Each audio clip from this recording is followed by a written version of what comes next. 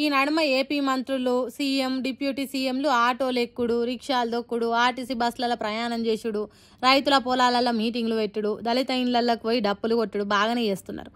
అట్లనే ఇవాళ కూడా ఆటో ఎక్కి పక్కకు కూర్చున్న వాళ్ళతోని ముచ్చట పెట్టిండ్రు. ఎవలతో ముచ్చట పెట్టిండ్రు ఒకసారి చూడుండ్రి.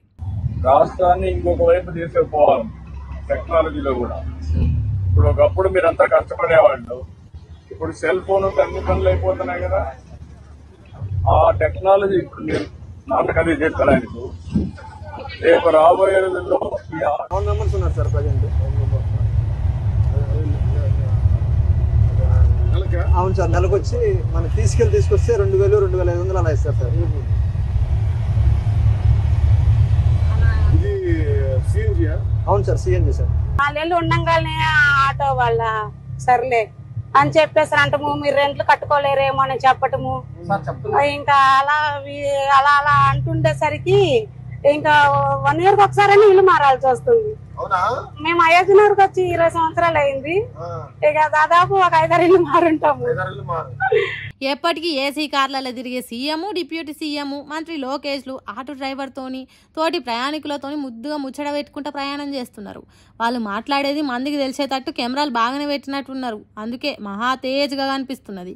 పవన్ కళ్యాణ్ సార్కు కెమెరాల ముంగట ఎట్లా మాట్లాడినో తెలుసు కాబట్టి చాలా ఈజీగానే కూర్చొని ప్రయాణం చేసిండు. మరి ఇప్పుడు ఇదంతా ఎందుకు చేస్తున్నారంటే ఫ్రీ బస్ చేయబట్టి మా చెయ్యి ఇరిగినట్టు అయిందని ఏపీలో ఆటో డ్రైవర్లంతా రోడ్లెక్కి లొల్లి చేస్తుండ్రు కదా. వాళ్ళ కన్నీళ్లు దుడిచేతానికి చంద్రబాబు ఇయాల ఓ పథకం షురు చేసిండు.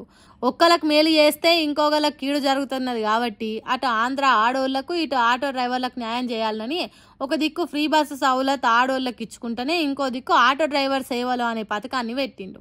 మీకు జరుగుతున్న నష్టానికి నాది బాధ్యత అన్నట్టు ప్రతి ఆటో డ్రైవర్కు ఏడాదికి 15,000 ఇస్తాడట. మీ కంటికి నీళ్లు రాకుండా చూసుకునే పని ఏపీ సీఎంగా నా బాధ్యత కాబట్టి ఆటో డ్రైవర్లకు పండుగ పూట తీయటి ముచ్చట చెప్పిండు. ఎట్లాగో సర్కారు పైసలు ఇస్తున్నది కదా అని ఆటోలను అడ్డగోలుగా నడపొద్దు, ఆటోలను పక్కకు పెట్టి రికామ్ ఉండొద్దు. ఆటోలను బాగా నడిపి ఏపీ రాష్ట్రానికి టూరిజాన్ని పెంచాలి. మీకోసం రోడ్లను మంచిగా వేసింది ఈ కూటమి కాబట్టి ఆంధ్రప్రదేశ్ రాష్ట్రాన్ని స్వర్ణాంధ్రప్రదేశ్గా తయారు చేసేట్లా మీ వంతు పని చేయాలని ఆటో డ్రైవర్లకి చెప్పిండు.